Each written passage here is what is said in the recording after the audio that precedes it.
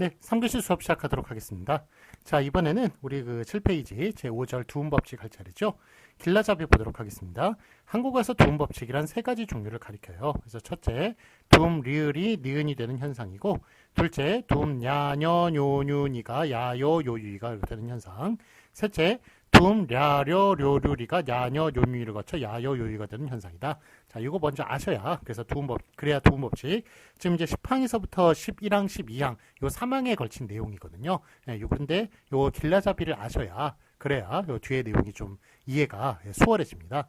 자, 이거 다시 한번 제가 좀 설명을 드리도록 할게요. 자, 두음법칙 우리가 좀 중고등학교 때 많이 좀 들어보셨죠? 배우시거나 들어보셨을 텐데 이걸 좀 정리를 해보자면, 자, 첫째 내용이 뭡니까? 리을이 니은이 되는 현상이에요.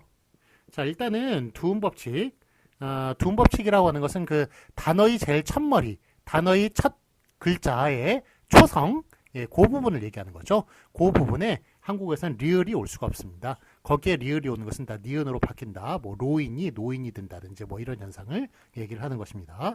그다음에 두 번째, 둘째, 야녀 요뉴니가 야요 요유가 되는 것이다. 자, 그래서 2번 니은이 그 두음에 올 수가 없는데, 이것도 뭐 노인 같은 경우에는 올 수가 있는데 어떤 거냐면 야녀 요뉴니 이렇게 이 앞에 오는 야녀 요뉴 뉴니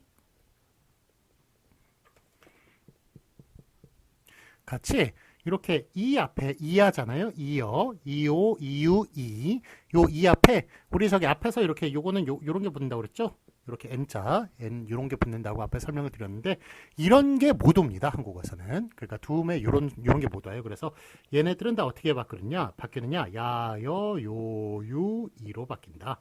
예, 이렇게 그런 내용이 되겠습니다. 자, 그러면 3번 뭐냐면 3번은 이번엔 랴려 료르리예요. 자, 예, 요거는 리을은 원래 앞에 못 오죠. 예, 앞에 못 오고 그래서 니은으로 바뀌어요. 요게 그래서 냐녀 요뉴니로 바뀌었다가 야뇨 요뉴니로 뭐로 바뀌게 돼요? 야요 요유로 바뀌게 되죠. 그러니까 야요 요유 이로 그렇게. 그래서 요거는 이제 중간 단계니까 훅 뛰어 넘어가지고 랴료르리는 랴료류르리는 야요 요유로 바뀐다. 이렇게 보시면 되겠습니다. 그래서 두음법칙은 이렇게 세 가지로 그렇게 정리를 할 수가 있어요. 자, 그러면 우리가 이제 10항에서부터 12항까지 다룰 텐데, 이게 10항, 11항, 12항이었으면 얼마나 좋았겠습니까? 예, 그런데 이게 항이 막 꼬였어요. 그래가지고 요게 12항이고요. 우리 제일 뒤에 나오고 1번이 12항, 그 다음에 그 2번이 10항이 되겠습니다. 2번 요게 10항, 그 다음에 3번이 11항. 예, 그래서 뭐 10, 11, 12 이랬으면 참 좋았겠습니다만 요게 12, 10, 11로 좀 꼬였습니다. 순서가. 그래서 요걸 좀 정하실 때 가장 좀 간단한 것부터 이렇게 좀 정해 주셨으면 좋았을 텐데, 하여간 뭐 그래도 한글받침법 되게 잘 만들어진 규정이에요. 그래서 그 1933년도 일제시대 때 그 한국이 그게 있었잖아요. 저기 그 일제시대, 예, 그때 이제 그 말모이라는 영화 보시면 아실 겁니다. 그때 이제 한국어 사전을 이제 만들면서 그 지금의 한글학회, 예전에 조선어학회였죠.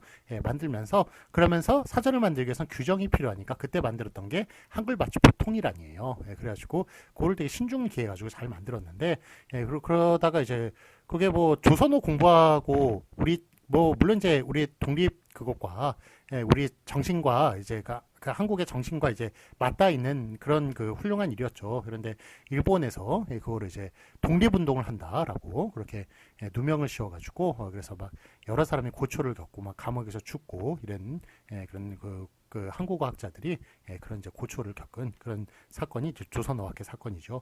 하여간 어쨌든 이렇게 그때 당시에 1933년도에 만들었던 한글 받침법 통일안 이런 걸 기본으로 1989년도에 이렇게 개정안이 나온 거예요. 그래서 그 한글 받침법이나 표준어 규정은 다 1933년도에 한글 받침법 통일안을 기본으로 이렇게 삼고 있습니다. 근데 그때 하여간 참 그런 이제 일본의 그런 강압에도 불구하고, 그때 참 하여간 엄청난 에너지가 솟았는지 그 기초안을 엄청 잘 만들었어요. 예, 그러다 보니까 89년도에는 이제 그거를 기본으로 이렇게 만들었습니다. 예, 만들었는데 하여간 요것도 되게 잘 만들었습니다. 개정안도 되게 잘 만들었고 1933년도에 한글 맞추고 통일안을 기본적으로 되게 잘 만든 하여간 그런 참 사람이라는 게 그런 참 위기에 몰리면 오히려 더 에너지가 잘 나오고 예, 더 체계적으로 잘 만들고 예, 그런 일이 참 있는 것 같습니다. 우리가 시험 가까이 되면 막 공부를 막 열심히 하게 잘하게 되고 그러잖아요. 예, 하여간 그런 에너지가 아마 그때 나왔는지 예, 하여간 그랬습니다. 하여간 우리가 하여간 그런 훌륭한 정신을 가진 분들 예, 그런 분들의 그거를 그런 분들이 좀 본받고 예, 또 그런 분들 존중할 줄 알고 좀 그래야겠습니다. 자, 그래서 이건 요게 하여간 어쨌든 그래서 요거를 갖다가 그래도 좀 더 신경을 쓰셔서 요게 좀 예, 이렇게 순서대로 나왔으면 좋겠습니다만 하여간 어쨌든 좀 꼬였습니다 순서가. 예, 그래도 뭐 잘 만드는 규정이다 이렇게 얘기할 수 있고 12, 10, 11 이렇게 예, 이어진다는 것 기억해 주시기 바랍니다. 자, 그러면 이제 제 10항부터 보도록 하겠습니다. 자, 10항은 우리 요 둘째였죠? 야녀뇨윤이가 야요유로 바뀐다. 예, 그런 내용이 되겠습니다. 자, 제 10항 자, 한글 맞추고 10항 니은 두음 법칙 보시면 제 10항 한자음 여뇨 윤이가 나왔네요. 그렇지만 야도 있을 수 있겠죠. 그래서 뭐 야녀 요윤이 이렇게 보면 좋을 텐데 하여간 야는 빠졌습니다. 이게 단어 첫머리의 올짝에는 두음 법칙에 따라 그러니까 야도 해당이 되는 거예요. 예, 야가 만약 있다면 여기에 해당이 됩니다. 저 두음 법칙에 따라 여요유이로 그렇게 적는다. 야여요유로 적는다. 예, 그렇게 보시면 되겠습니다.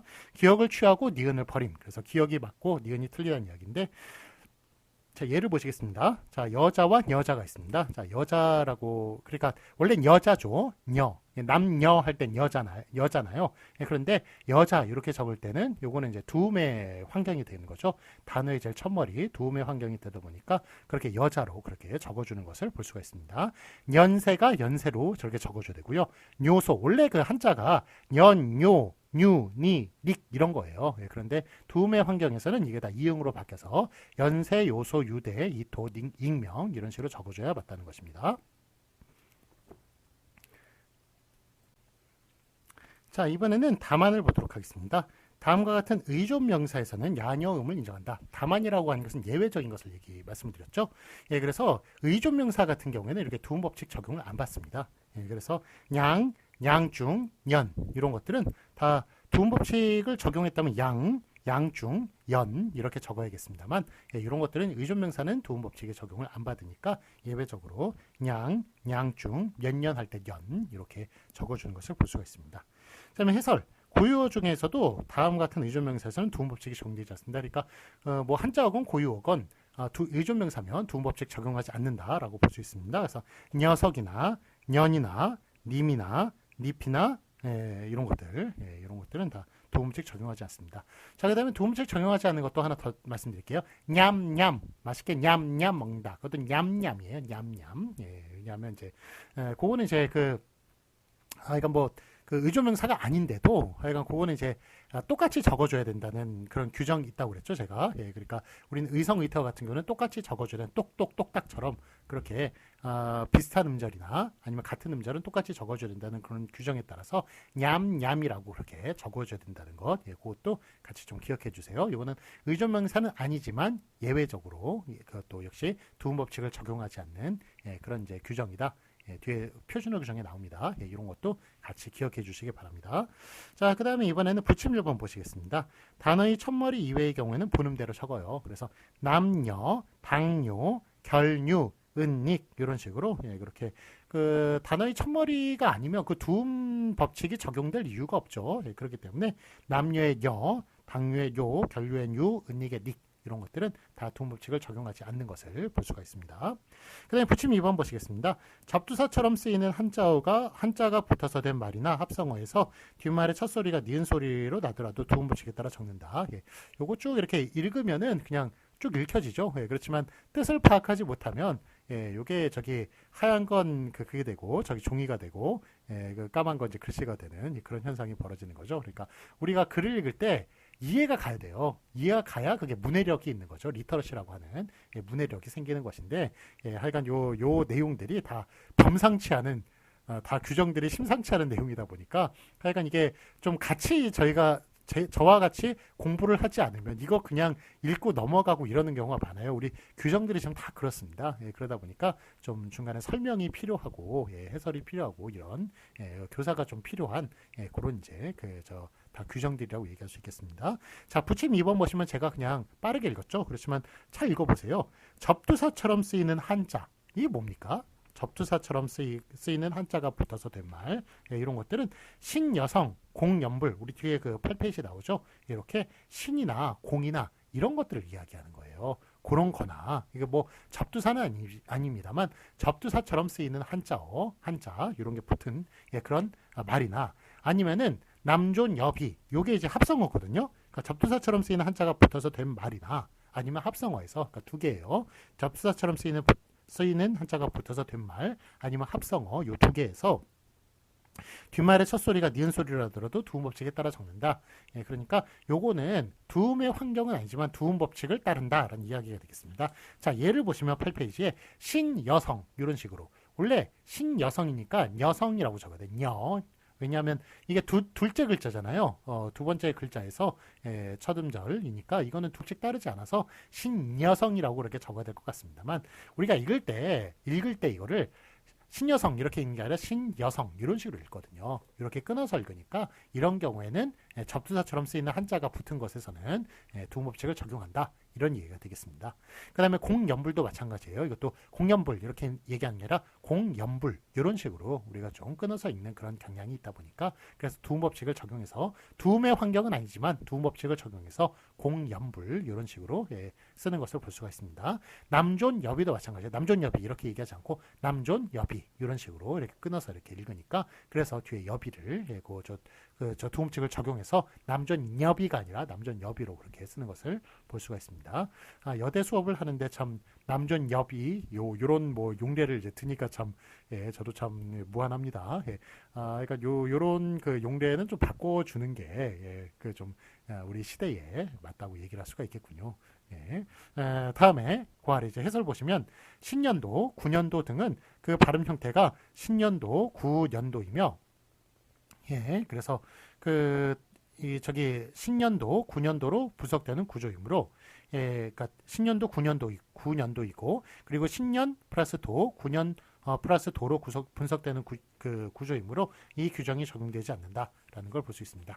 자, 그러니까 이게 무슨 얘기냐면, 우리 아까는 신여성 있죠? 신여성은 신 플러스 여성으로 그렇게 읽으니까 적는 걸 어떻게 적어야 됩니까? 신여성 이런 식으로. 우리 부침 2번에 따라서 신여성 이렇게 있는데, 이렇게 쓰는데, 신년도 같은 경우는 신년도로 그렇게 쓴다는 거예요. 왜 같은 신이 붙었는데 하나는 두음법 지키고 하나는 안 지킵니까? 왜냐하면 이거는 신 플러스 여성으로 그렇게 분석이 돼요. 근데 이거는 신년 플러스 도로, 신년에 도가 붙은 그런 식으로 분석이 되다 보니까, 그래서 요거 저희 읽는 게 신여성 이렇게 있고 신년도 이렇게 읽는 거예요. 요거는 그렇게 읽게 되는 경향이 있다 보니까 얘는 두 번째 음절이 맞습니다. 그러니까 두음 법칙을 적용하지 않는다라고 그렇게 얘기할 수가 있겠습니다. 그러니까 단어 그 형성에 따라서 이렇게 다르게, 단어의 구성에 따라서 이렇게 두음 법칙을 적용하느냐 적용하지 않느냐 이렇게 다르게 나타날 수 있다라고 얘기를 할 수가 있겠습니다. 자, 그러면 부침 3번 보시겠습니다. 둘 이상의 단어로 이루어진 고유명사를 붙여 쓰는 경우에도 부침 2에 준하여 적는다. 그래서 이 합성어예요. 합성어인데 이렇게 한국여자대학, 이렇게 성신여자대학교 이런 식으로, 이렇게 우리가 성신여자대학교 이렇게 바로 이렇게 얘기하는 경우보다 성신여자대학교 이런 식으로 끊어서 읽잖아요. 끊어서 읽다 보니까 그래서 이런 경우에도 두음 법칙을 적용을 하는 겁니다. 합성어니까. 그 다음에 대한요소 비료 주식회사, 이것도 마찬가지예요. 요소로 읽지 않고 요소라고 하는 것은 대한요소 비료회사 이런 식으로 다 끊어서 이렇게 읽기 때문에, 그래서 두음 법칙을 적용하는 것을 볼 수가 있습니다. 자, 확인 문제 보시겠습니다. 맞은 것을 오표하시오. 제작 연도가 맞습니까? 제작 연도가 맞습니까? 제작 연도 이런 식으로 우리 지금 띄어쓰기가 되고 있잖아요. 그래서 요거 이게 물론 이제 그게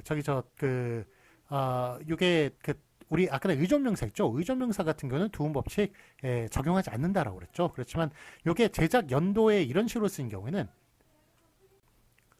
예, 그렇지만 이게 제작 연도 이런 경우에는 앞에 뭐 1992년도 이런 식으로 숫자가 들어가는 게 아니죠. 이럴 때는 이 연도가 그걸로 사용되는 거예요. 저 의조명사로 사용되는 게 아니라, 이럴 때는 그 수를 나타내는 그런 단위명사, 예, 그런 걸로, 그런 의조명사로 사용되는 게 아니에요. 아니고, 이런 경우에는 그냥 제작 연도가 그렇게 그 구로서, 예, 그렇게 그 하나의 단어로서, 예, 저희 그냥 명사로서 그렇게 그 작용이 되는 것입니다. 예, 그래서 제작 연도라고 뒤에 걸로 써주시는 게 맞아요. 예, 그렇지만 다만 보시면 몇 년도 이렇게 얘기할 때는 뭐 몇 년도냐 이렇게 얘기할 때는 이거 지금 앞에 몇이 숫자로 이제 치환이 될 수가 있죠. 나중에 대답이나 이런 거 할 때 지금 몇 년도냐 그러면 숫자로 치환을 시켜야 되는 거 아닙니까? 그래서 이런 경우에는 이게 지금 의조명사로 단위명사인 의조명사로 이렇게 사용이 되는 겁니다. 그래서 이런 경우에는 두음법칙을 적용하지 않아요. 그러니까 의조명사는 두음법칙 적용하지 않는다. 예, 그렇지만 그냥 명사는 일반 명사는 두음법칙 적용한다. 거기에 따라서 제작 연도와 그다음에 몇 년도 이렇게 예, 다르게 사용이 돼야 되는 겁니다. 그러니까 다만 몇 년도 이렇게 할 때는 그 앞에 게 맞습니다. 네, 부침 1번 보시면 이번에는 임진년 이런 걸 보도록 하겠습니다. 자, 요거는 저기 이제 그 임진 플러스 년 이런 식으로 이제 붙은 것이죠. 예, 그래서 요거는 이제 단어의 첫머리가 아니에요. 예, 단어의 첫머리가 아니기 때문에 두음 법칙을 적용하지 않습니다. 그래서 단어의 첫머리가 아니니까 예, 그래서 임진년이라고 이렇게 쓰는 것입니다. 네, 부침 2번 보시겠습니다. 이번에는 신여성과 신여성이 있는데, 자, 이거는 저기 이제 그 접두사처럼 쓰이는 한자어죠. 예, 그렇기 때문에 이런 경우에는 신여성 이런 식으로 읽으니까 두음법칙을 적용해서 뒤에 게 맞습니다. 신여성 이렇게 쓰는 게 맞겠고, 그 다음에 참고 보시면 신년도 이거는 이제 단어 분석이 형태소 분석이 신년 플러스 도로 된다고 그랬죠. 예, 그렇기 때문에 그래서 이런 경우에는 두음법칙을 적용하지 않습니다. 둘째 음절이니까. 그래서 신년도 앞에 걸로 적어주시는 게 맞고요. 그 다음에 부침 3번 보시겠습니다. 한국여자대학교 요거는 한국여자대학교 이런 식으로 다 끊어서 읽으니까 합성어 같은 경우에는 두음법칙 적용한다. 예, 거기에 따라서 한국여자대학교로 쓴 뒤에 게 맞겠습니다. 자, 그러면 한글 맞춤법 11항 보시겠습니다. 이번엔 리을 두음법칙. 자, 이게 그 셋째 우리 규정이에요. 아까는 얘기했던 랴려료르리가 냐녀뇨유를 거쳐서 야요요유가 된다. 그래서 중간 확 띄워놓으면 랴려료르리는 뭐를 쓴다? 야요요유를 쓴다. 야여요유를 쓴다. 야여요유이로 쓴다. 예, 그 규정이 11항이 되겠습니다. 자, 한참 랴려료류리가 랴려례도 나오네요. 여기는. 예, 하여간 그 이자 그 이 앞에 붙는 걸 그게 다 해당하는 문제예요. 이런 게 리가 단어 첫머리에 올 적에는 두음법칙에 따라 야여 예요 유이로 그렇게 적는다. 그래서 기억을 취하고 니은을 버리면 기억이 맞고 니은이 틀리다는 얘기죠. 자, 예를 보시면 양심과 량심이 있어요. 원래 이게 선량하다. 량이라고 쓰죠. 그래서 원래 량자인데 이렇게 두음에 올 때는 양자로 그렇게 바꿔서 쓰는 겁니다. 양심, 역사 대신 역사, 예의 대신 예의, 용궁 대신 용궁, 류행 대신 유행, 리발 대신 이발 이런 식으로 써주는 게 맞겠습니다.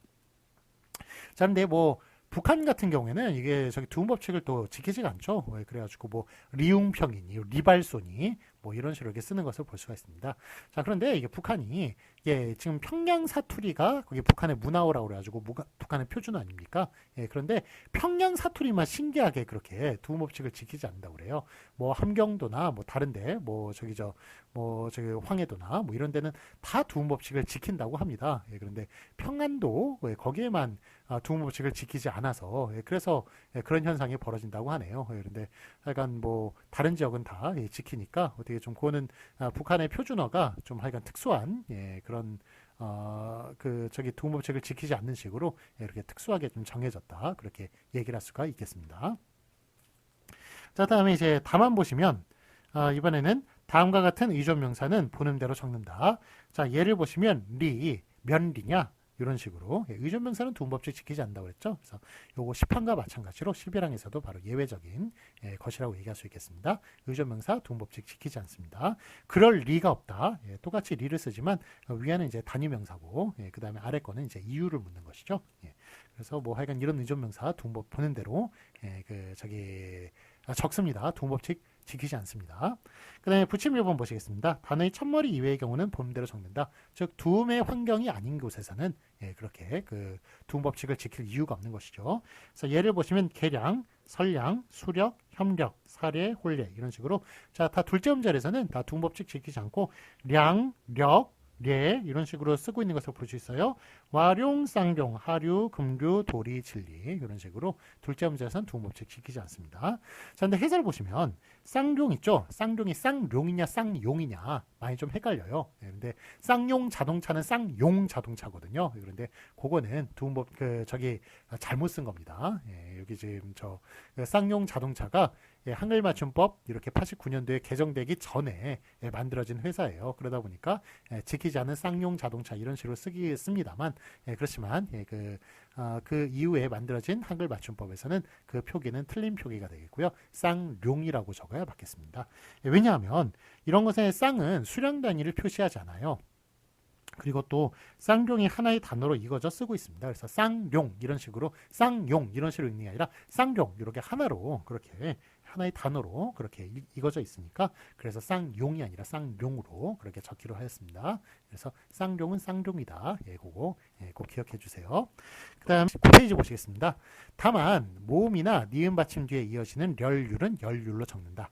자, 요거 모음이나 니은 받침 뒤에서는 예, 열율로 적는다. 혹시 이 규정 아셨어요? 예, 그 전부터 알고 계셨다면 예, 이거는 한글 맞춤법에 아주 그 좀 수준 높은 예, 그런 이제 규정을 중고등학교 때나 하여간 그런데 접하셨다. 예, 그렇게 얘기할 수가 있겠습니다. 그래서 우리 중고등학교 때 선생님들이 예, 좀 맞춤법에 관심이 있는 분도 있고 없는 분도 있고 그래가지고 그래서 이 규정을 만약 배우셨다면 여러분들 그래도 중고수 수준은 들어간다. 한글 맞춤법 예, 그렇게 얘기할 수가 있겠습니다.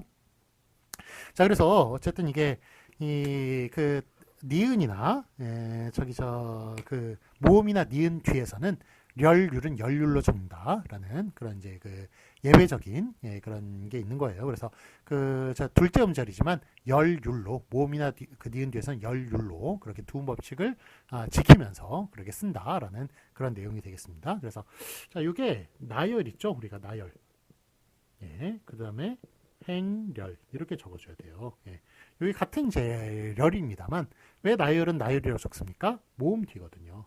모음 뒤 그러니까 나열 이렇게 적어주는 것이고 행렬은 요거는 저기 모음이나 니은 뒤에서 이렇게 열로 적어주는 것이죠. 그렇지만 요거는 이응 뒤이기 때문에 해당 사항 없습니다. 그래서 그냥 원래대로 행렬 이렇게 적어주는 것이고 저는 좀 많이 나오니까 또 이거죠. 백분율 백분율로 적어야 되나요? 률로 적어야 되나요? 율입니까? 률입니까? 이응입니까? 리을입니까? 이거는 예, 이응으로 적어줘야 되죠. 왜냐하면 니은 뒤거든요.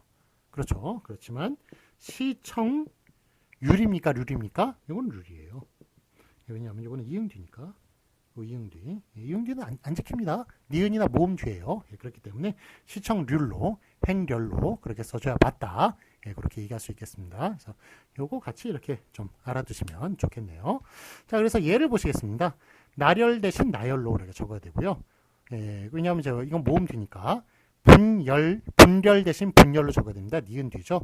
그 다음에 치열, 요거는 그 모음 뒤, 선열, 니은 뒤, 비열, 모음 뒤, 진열, 니은 뒤, 규율, 모음 뒤, 선율, 니은 뒤, 비율, 모음 뒤, 전율, 니은 뒤, 실패율, 모음 뒤, 백분율, 니은 뒤 이렇게 볼 수가 있겠습니다.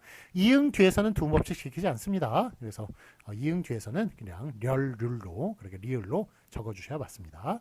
다음에 붙임 2번 보시겠습니다. 2번은 외자로 된 이름을 성에 붙여 쓰는 경우에도 보는 대로 적을 수 있어요. 그래서 실립, 최린, 체륜, 하륜 이런 식으로 예, 그렇게 외자로 된 이름 이런 경우도 이제 붙임 2번 보시다시피 둘째 음절이긴 합니다만 이게 그래도 끊어서 이렇게 읽어요. 그래서 신립, 그 다음에 최린 이런 식으로 다 끊어서 읽으니까 끊어서 읽는 게 아니라 미안합니다. 반대로 읽겠습니다. 예. 실립, 최린, 체륜, 하륜 이런 식으로 외자로 된 것은 성하고 붙여가지고 읽는 그런 경향이 있다 보니까 예, 그래서 이렇게 두음 법칙을 지키지 않는 것을 볼 수가 있습니다. 자, 해설 보시겠습니다. 제가 헷갈리게 말해서 미안해요. 예, 제가 반대로 얘기를 했네요. 예. 그 다음에 두 글자 이름의 경우에는 예, 약간 기억 잘해주세요. 그 두 글자는 붙여서 읽는다. 그런 경향이 있으니까 두음 법칙 지키지 않는다라는 것 예, 그렇게 좀 기억해 주시기 바랍니다.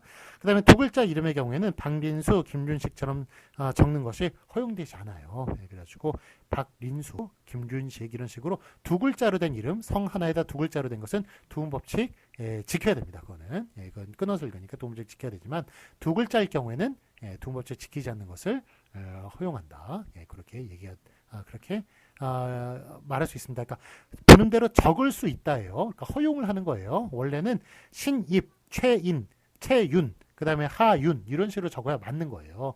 예, 그게 원칙입니다만 그렇지만 이렇게 두음법칙 어겨서 그렇게 쓸 수가 있다라는 것을 지금 얘기하고 있는 겁니다. 그러니까 원래 다 지키는 게 맞는 거예요. 그래서 이제 뭐 우리가 정려원이라는 사람이죠. 정려원이라는 배우, 김래원 이런 식으로 이렇게 쓰는 사람들, 그런 사람들은 다 표기가 잘못된 사람들이에요. 그래서 그 김래원, 그 다음에 정여원 이런 식으로 써야 원래 이제 맞는 표기가 되겠죠. 근데 뭐 약간 그 배우로서 좀 약간 튀어야 되니까 그런 식으로 이제 이름을 쓰는 경우도 많고, 그래서 뭐 그리고 또 요즘에도 이제 뭐 여러분들도 좀 그런 분들이 계실 거고, 그 다음에 초등학생들도 그 초등학생들이나 뭐 새로 태어나는 아이들이나 이런 애들은 좀 그 이름을 그래도 이렇게 좀 약간 뭐라 그러죠? 좀 남에게 좀 기억이 잘 날 수 있게, 아니면 좀 이렇게 그 뭐죠? 좀 더 세련되게 볼 수 있게 그런 식으로 해서 규정을 막 어기면서 그렇게 쓰는 경우도 있어요. 있으니까 하여간 그렇지만 원래 하여간 그 규정에는 그 89년도에 만들어진 규정에는 그 어긋난 표기다, 그렇게 얘기를 할 수가 있겠습니다. 자, 다음에 이번에는 그 부침 3번 보시겠습니다.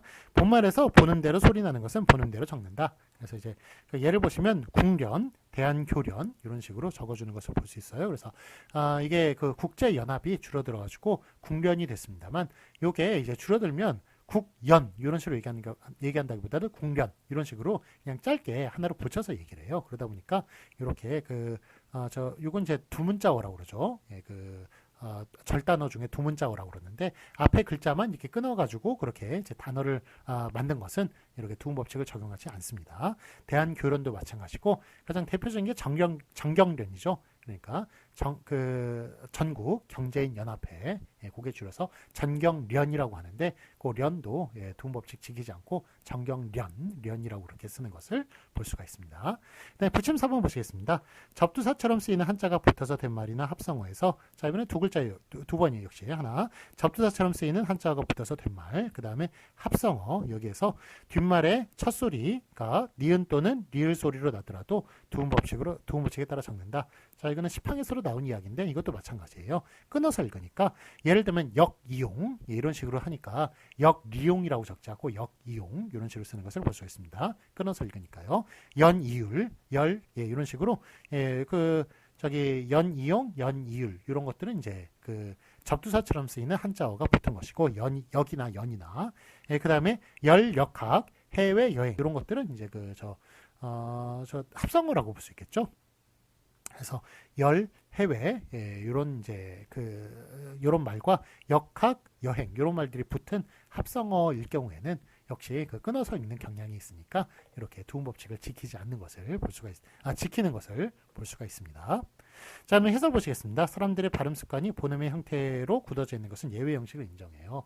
자, 그래서 이게 미립자, 원래 미입자라고 해야겠죠. 미나 소립자, 수류탄, 파렴치 이런 것들은 다 미나 소나 수나 파 이런 것들이 다 접두사처럼 쓰이는 한자어이기 때문에, 그래서 이 규정에 따르면은 미입자, 소입자, 수유탄, 파염치 이런 식으로 이제 써야 맞겠습니다만, 이런 것들은 하도 그냥 옛날 때부터 미립자, 소립자, 수류탄, 파렴치 이런 식으로 하나로 읽는 그런 습관들이 있어요. 그런 관용이 있기 때문에, 그래서 요거를 갖다가 두음법칙을 이제 지키지 않는 그런 형식을 맞게끔 한 것입니다.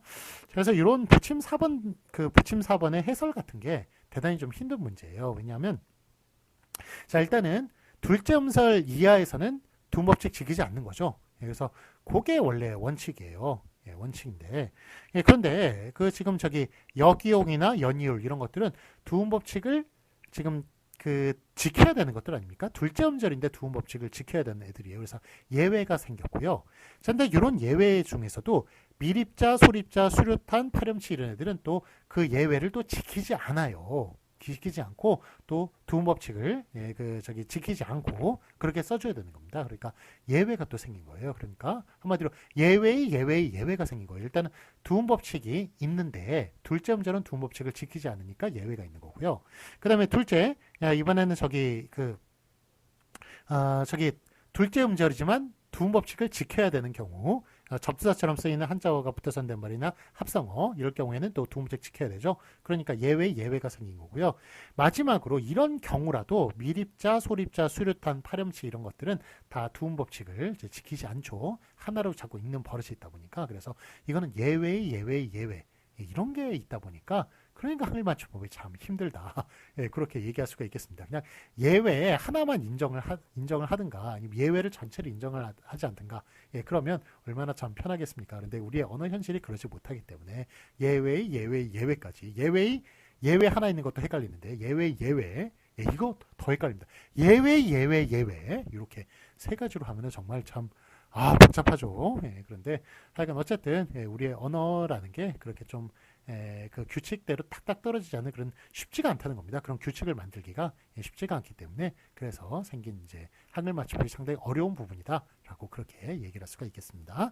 자, 어쨌든 미립자, 소립자, 수류탄, 파렴치 이런 애들은 수류탄 보면 옆에 총유탄 이렇게 적어놨죠. 원래 총유탄 같은 경우는 이렇게 유로 적어요. 총유탄 이렇게 읽기 때문에 유탄 이렇게 읽기 때문에 두음 법칙을 지킵니다만 수류탄 같은 경우는 수유탄 이런 식으로 안 읽거든요. 수류탄 이렇게 한꺼번에 읽어버리니까 그러니까 두음 법칙을 지금 지키지 않고 있는 것을 볼 수가 있고요. 그 다음에 그러니까 끊어서 읽지 않으니까 두음 법칙을 지키지 않고 있고요. 그 다음에 몰염치 이런 것도 마찬가지죠. 그러니까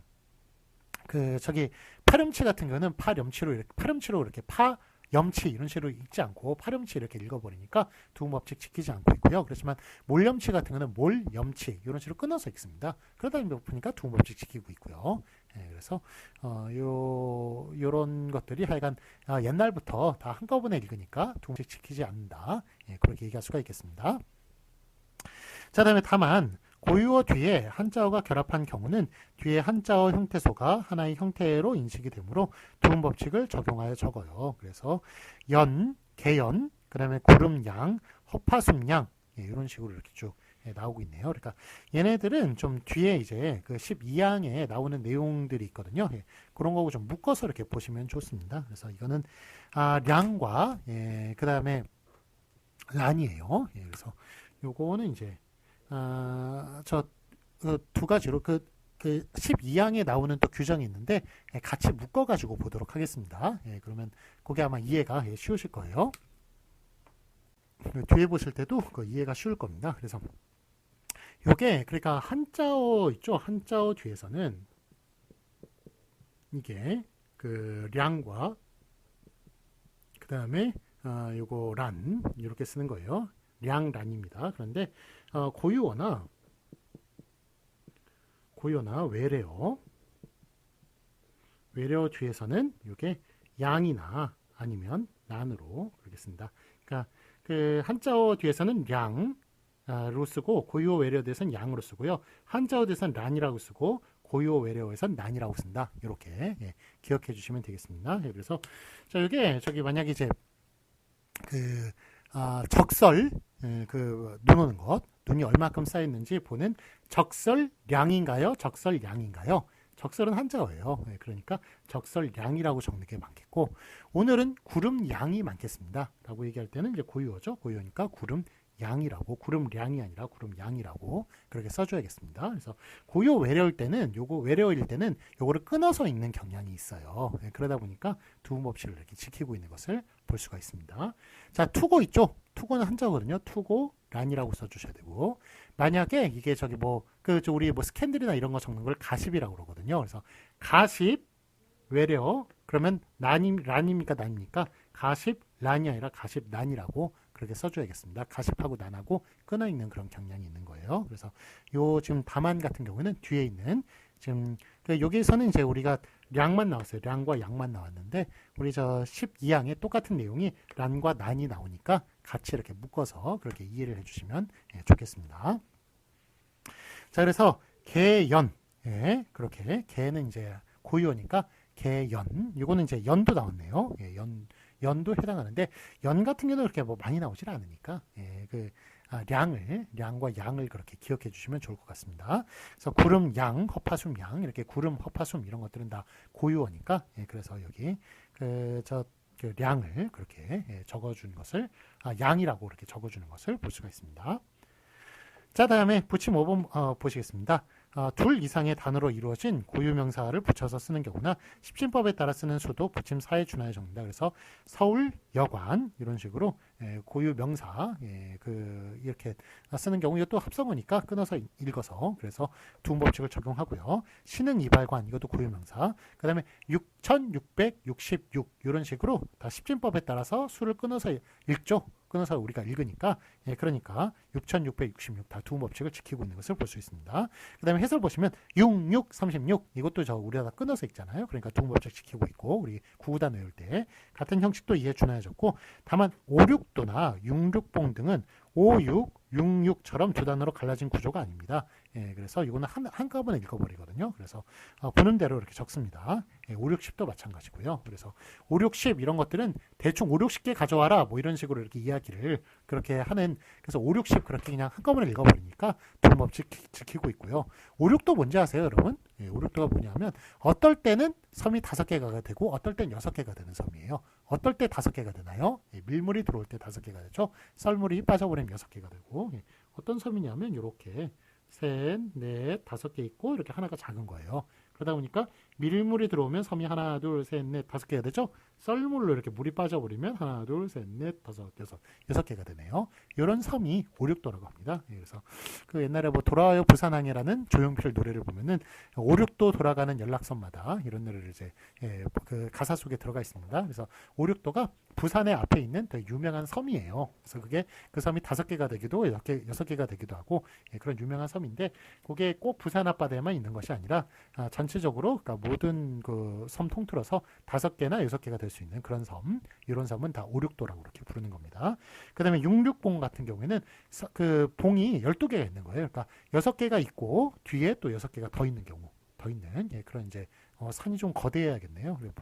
봉우리가 그렇게 12개가 있는 6개 앞에 있고 6개가 뒤에 있는 그런 봉우리를 66봉이라고 이렇게 부르는 겁니다. 그래서 어쨌든 애들은 한꺼번에 읽으니까 두음법칙 적용하지 않는다. 5, 6도, 66봉, 5, 60 이런 애들은 한꺼번에 읽으니까 두음법칙 적용하지 않는다. 그렇게 보시면 되겠습니다.